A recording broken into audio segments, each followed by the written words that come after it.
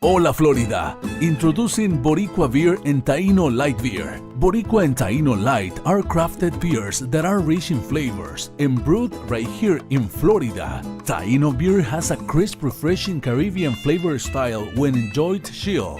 Boricua beer is a craft ale with full body flavor that is a beer drinker's beer. Boricua and Taino Light Beers. Enjoy responsibly.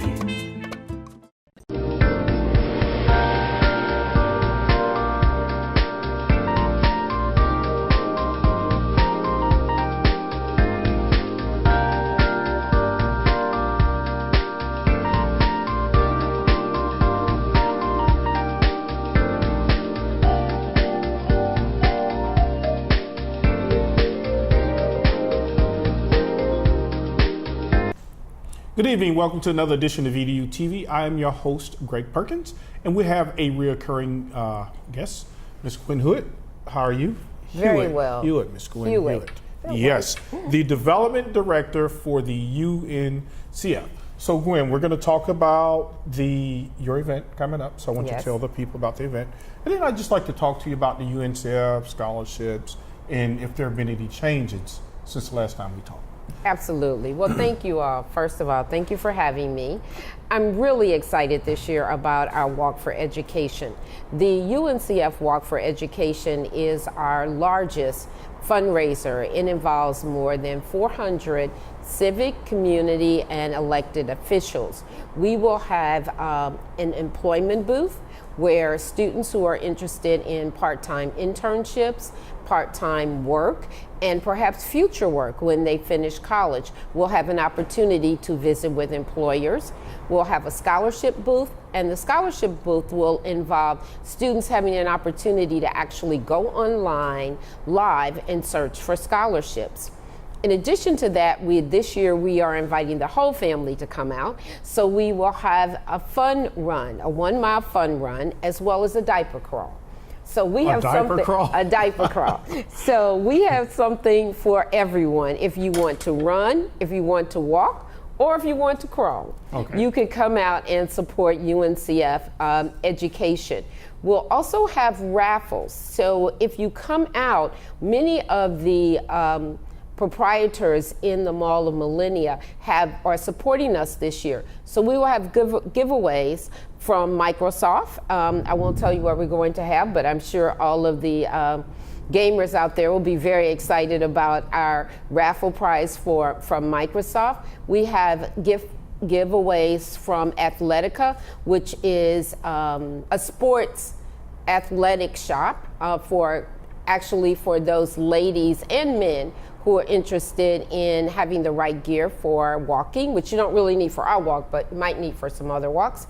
And finally, and certainly not last but not least, we will have a bike raffled off by Regions Bank. So we have lots of fun things. We'll have a fire truck out. We really want everyone to come out and not just learn more about education, but really learn more about careers in the Central Florida area. Okay, that's great. So in a nutshell, this is going to be October the 1st. October the 1st. At Millennium Mall. At Millennium Mall. At what time? 7:30 a.m. Okay, so the run starts at 7:30 a.m.? The run actually starts about 8 o'clock, but we ask everyone to come out by 7:30 so they can get registered and get ready to run. In addition to that, we have a Zumba class that we'll have starting at 7:30 so we can have you warmed up. Oh, okay, very good. Now, it's UNCF, and folks, I'm a strong advocate of education, obviously, EDuTV. So please come out and support Ms. Hewitt. The UNCF, they do wonderful things. They basically change lives. So please come out and support this event. Now, Ms. Hewitt, are there any changes with UNCF? I was reading some of the stats. You guys get, what, $100 million a year? Absolutely. Jeez, tell me about that. That's a lot of fundraising. It is a lot of fundraising. The monies that we raise from our walk all across the country, we have more than 200 UNCF offices, and in each of our offices we have fundraisers.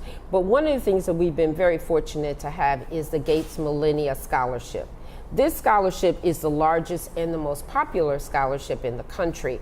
And that's because it funds students beginning in their senior year. They apply, and they can only apply in their senior year, but they are funded for their undergraduate education up through their terminal degree, meaning that if they want a PhD, an MD, a JD, whatever they decide they would like to pursue, we are able to support them as a result of receiving money from the Gates Millennium Foundation. And that's Bill and Melinda Gates, right? Bill and Melinda Gates, absolutely. Okay, yeah, because I saw in there, like, you guys manage some scholarships. So what's the difference between you guys managing a scholarship and just your regular fundraisers that you do?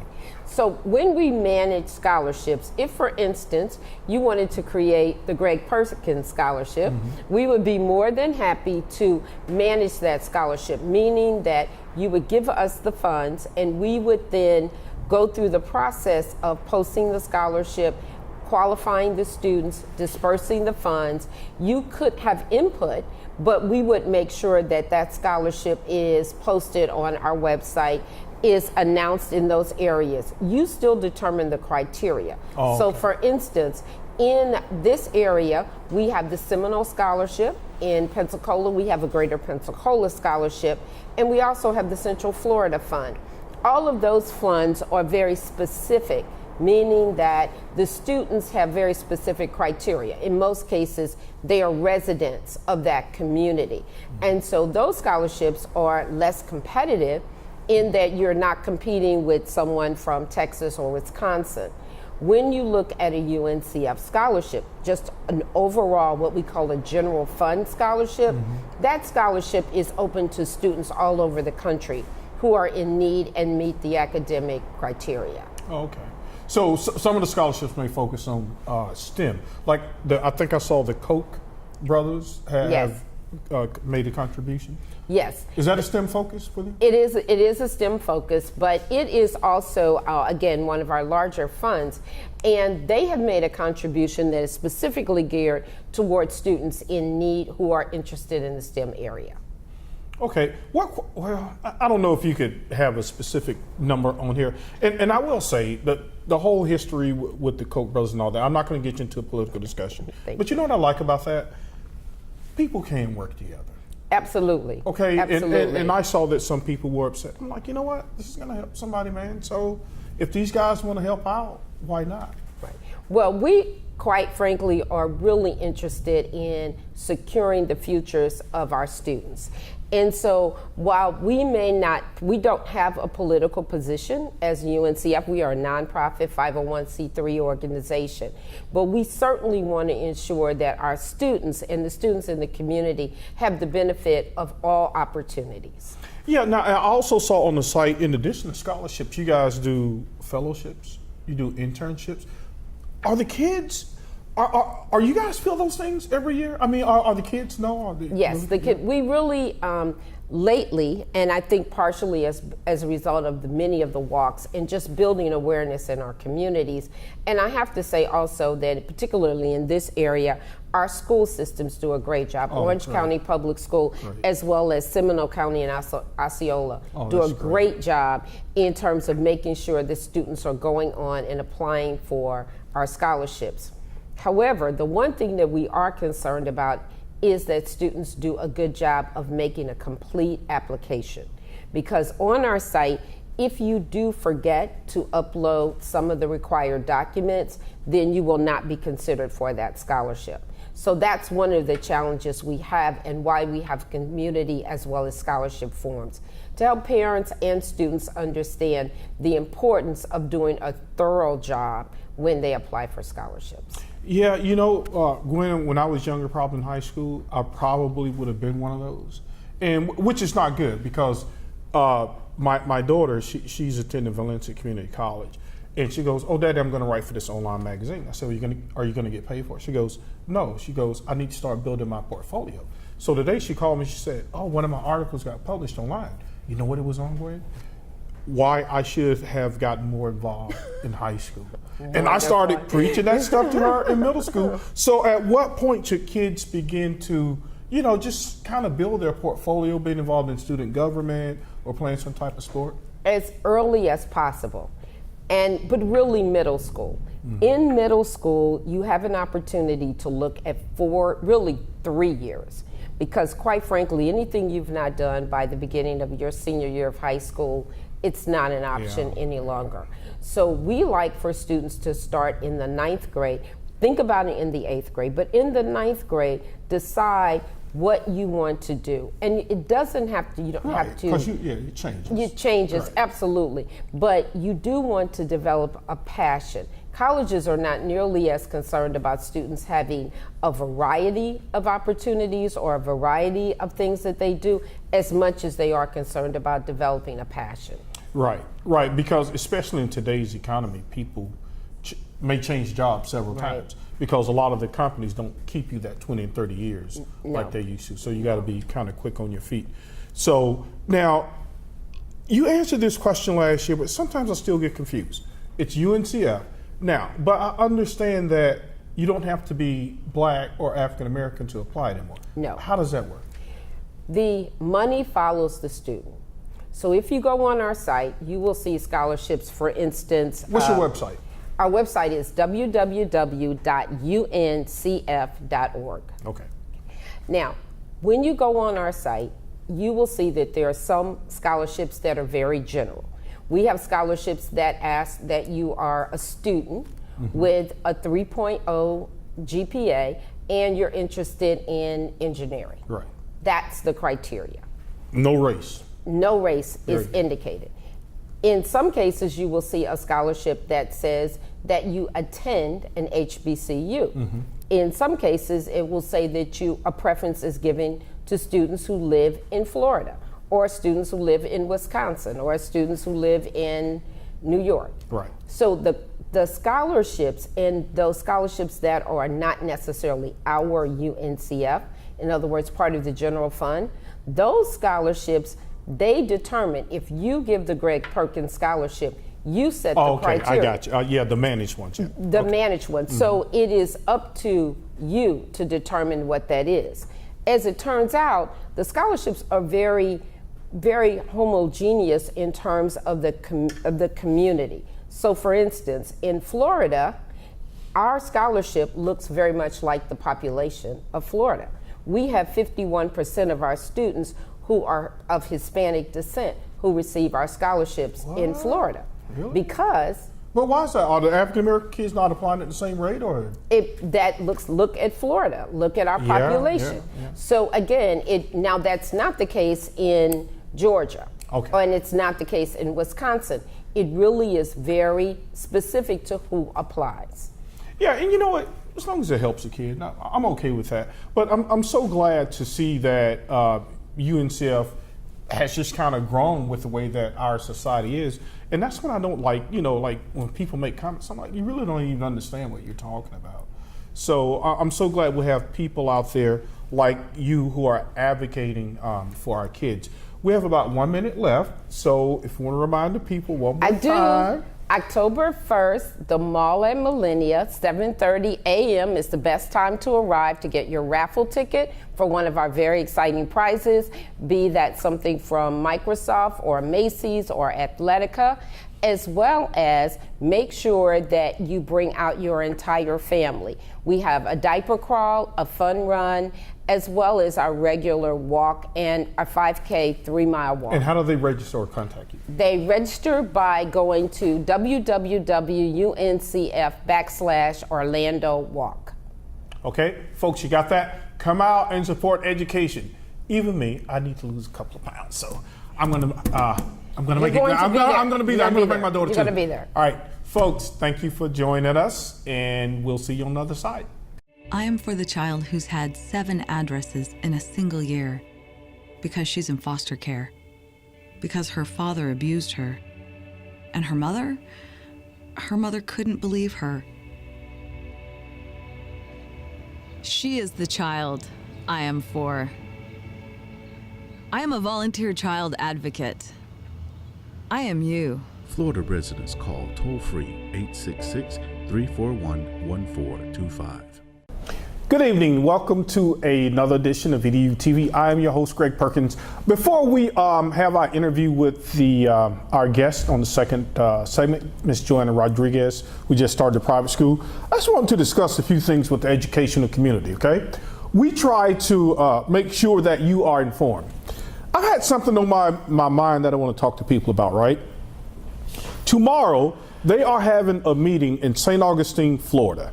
There's basically a rule, actually it's kind of been around, that the state will no longer allow schools to be D and F schools. You cannot make a D or an F because when you do that, you are failing the kids. When the kids fail, they will one day be young adults and ultimately adults. And if they don't learn anything while they are in school, then that's going to create some problems. Okay? So that leads me to ask this question. What is the purpose of an education? That's a tough question and no one can really answer that. All right? I think the purpose of an education is, number one, we want to keep a civilized society. Because if we weren't educated and if we didn't think critically through some of the things that we do, the entire United States would end up looking like Chicago, okay? And we don't want that. Also, the purpose of an education is that one day when the kids become an adult, they're gonna have to get a job, all right? And some of the jobs, they're gonna require that you know certain things. Okay, it doesn't require that you know everything, but the jobs are going to require that those kids be able to perform certain tasks, right? You have to sell products, you have to know how to count, you just have to do these basic things, okay? So there's a big debate going on in education about standardized testing and the importance of standardized testing. I see the pros and I see the cons against standardized testing. Recently, as recent as I think Monday, they had a big thing where these parents with the opt-out movement, they told their kids, hey, you don't have to take the test. Well, these were pretty bright kids. They were A and B students. So the districts held them back because the state rule says you have to take this test. So I don't know if that is the answer. But one thing I do like about what the state is doing, it's actually, and you guys should, it's pretty boring stuff. Most people consider this type stuff boring, but I think it's pretty important, right? So the superintendents, any of their schools that have made like D's or F's for 2 consecutive years, they have to go before the board, the State Board of Education. State Board of Education is made up of mostly business people. All right, these guys, they own business. Some of them are multimillionaires, right? So they understand profit. And I'm not saying schools should be run like profit, but what they're asking the superintendents to do, they're saying, hey, why is this school making a D? Why is this school making an F? If the principal, in one case, right, and I'm not going to say which district, in one case, they sent the principal to a school. The school was a D. The school then became an F. So when the superintendents presented their plan to say this guy's going to turn around the school, some of the business people on the panel said, hey, the school was a D and he took it to an F and he's still there, right? Why is this guy still here? I have no confidence that this guy's going to be able to turn this school around. Now, who's to blame? I don't know. They say the parents are to blame. But you know what, guys? Once those kids come to school, they're your responsibility. Right? And I know teachers work very, very, very, very hard. Okay? So in some cases, I know teachers, they have to, good teachers work after the school day and they even work on weekends. So now there's a shortage of teachers. I mean, right before the beginning of the school year, Orange County had a shortage of about 300 teachers. Think about that. That's 300 teachers, right? And most teachers teach about I guess if you're in middle school or high school, they teach about 100 kids a day. So that's a lot of kids being impacted for a period of time, or in some cases, they may not ever feel that. So what does that kid do for that entire year, okay? And we know that kids learn best when they're at the lower grades. So the big thing I wanted to talk about though, teaching to the test, okay? I had a debate with 2 teachers that said, oh, you can't teach to the test, the kids aren't gonna learn anything. All right. Folks, here's the deal. The state legislators, they have mandated that the kids pass this test. Is it right or wrong? I don't know, okay? But I am telling you, it's the law. So if the state tells you, hey, we want you to pass this test. We want you to pass the FSA. And then teachers go, oh, I'm not going to teach you the test. Okay, people are being fired now. Principals are being fired. Teachers are being fired, having to relocate, okay? So they're giving you a target to hit. They're saying, here are the things we want you to teach the kids. If they're telling you what to teach, why would you go off and teach your own curriculum? Why would you do that? They're telling you what to teach. And here's something even more crazy. Watch these numbers, right? There are 180 days in a school year. And when the kids take the FSA reading test and math test, each one of those tests are about an hour and a half long, okay?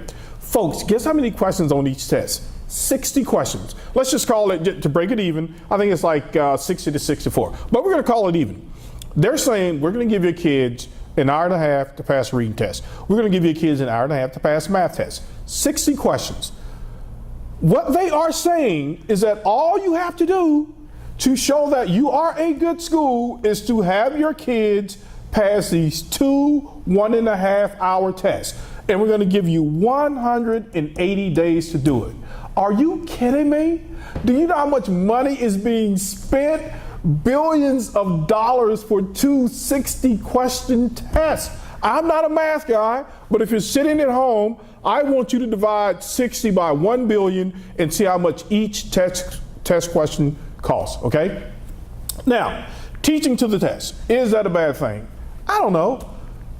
Our world is full of tests. If you want to be a fireman, you got to take a test. If you want to be a nurse, you got to take a test. If you want to be a truck driver, you got to take a test. If you want to be a teacher, you got to take a test, all right? So is it a game?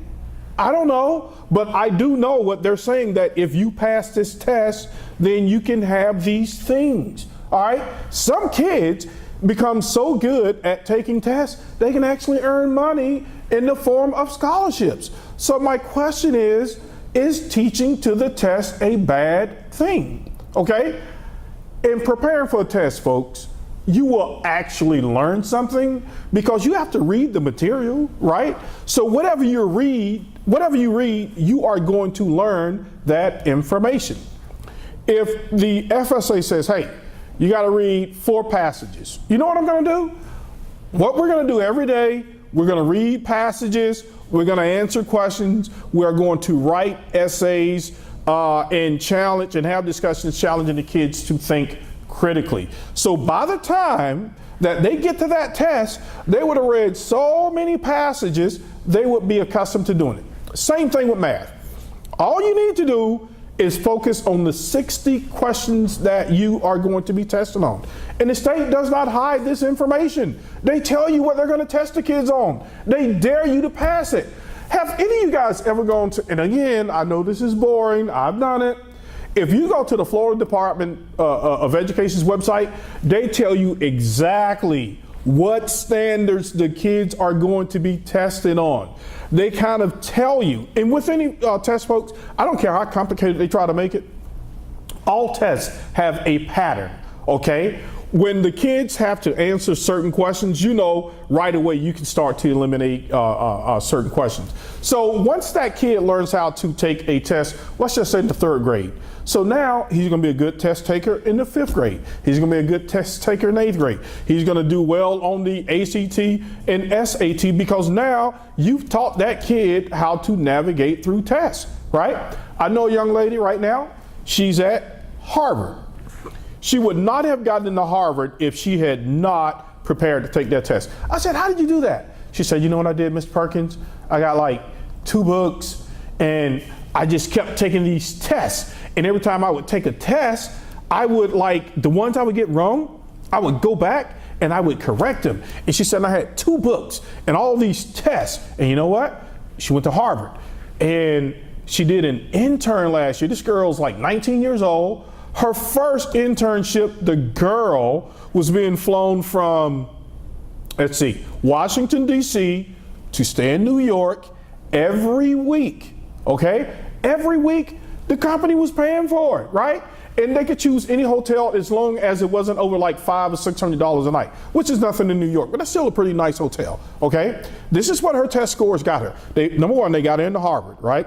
Number two, it got her an intern with a very fancy consulting group out of Boston, okay? Right, so her job paid her $6,000 a month, 19 years old, $6,000 a month, and they gave her a corporate credit card and told them that they could eat at 4 or 5-star restaurants as long as they didn't go crazy. This is what learning how to pass a test can get you. I also know of another guy, and I'm kind of against this because a lot of times when you go to work for a company, they're going to kind of teach you that way. But do you know that some companies will test your aptitude, whatever the heck that is? Try to tell that to somebody like Jay-Z. Right? Or what's the other guy's name who did the biggest deal in Apple? Dr. Dre. These guys did not go to college, but they learned their craft. But what I am telling you, unless you buy in somewhat to teaching these kids how to effectively pass this 60-question math test, this 60-question reading test, we're going to continue to have these issues in education.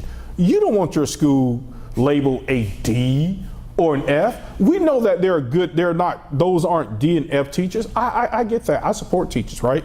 And those are not D and F kids, all right? So let's help them. Let's pass the test. Go on the Florida Department of Education website. They tell you what standards are going to be tested, and they're only 60. There are only 60 questions on the math. I keep repeating this. 60 on the math, 60 on the reading. People, you can do it. All right, now if you really want to know how to do it, you got to call me at 407-376-4324 and I come out and have this talk at your school. All right, so I understand philosophically, right? Oh, and by the way, NFL and NBA, you ever heard of the combines? These are world-class athletes and they still make these guys prove themselves. So don't be afraid of the test. Embrace the test, right? Because there was a time when there would just be some teachers that would just come into the classroom and they would just chill, right? And you would just play play tiddlywinks or whatever you did the whole day, and you wouldn't learn anything. So at least the test can give you some idea of which teachers are slacking and which teachers are getting at it. So I would like to ask you, is teaching to the test such a bad thing? I don't think so, because anytime I've prepared for a test, I've actually learned something. And you have 180 days. I think the kids take the test right at about maybe 100 days. So that leaves you with about 80 days where the kids can have lots and lots of fun. But until then, let's not do the kids a disservice by saying, oh, we're not going to teach you the test because philosophically, yeah, whatever, man. All right, kids, learn how to take the test. You can get scholarships. You can get money. All right, okay? And you're going to be tested the rest of your life anyway. All right, when you become a doctor, right? So we're going to wrap this up. Thank you.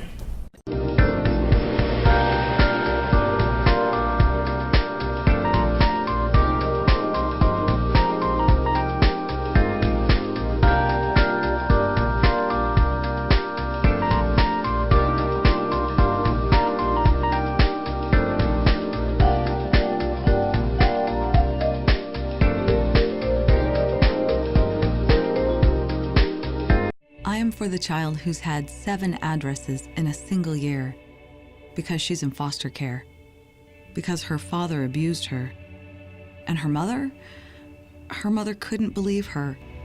She is the child I am for. I am a volunteer child advocate. I am you. Florida residents call toll-free 866-341-1425. Hola Florida, introducing Boricua Beer and Taino Light Beer. Boricua and Taino Light are crafted beers that are rich in flavors and brewed right here in Florida. Taino beer has a crisp, refreshing Caribbean flavor style when enjoyed chilled. Boricua beer is a craft ale with full body flavor that is a beer drinker's beer. Boricua and Taino Light Beers, enjoy responsibly. Mira, ¿dónde tú estás? Ya estoy aquí, mi vida. ¿Pero qué están tomando? ¿Pero por qué? Porque te traje lo nuevo y diferente, Taíno Light Boricua Beer. Y lo más importante es que es lo nuevo y acabadita de salir al mercado. ¿Y saben buenas? Claro, ambas cervezas tienen los mismos beneficios que una copa de vino, con menos calorías. La Boricua Beer 6%, fuerte pero con sabor. Y la Taíno Light 4.5% y es artesanal. Eso me gusta. Somos familia, calidad y sabor. Visita boricuabeer.com.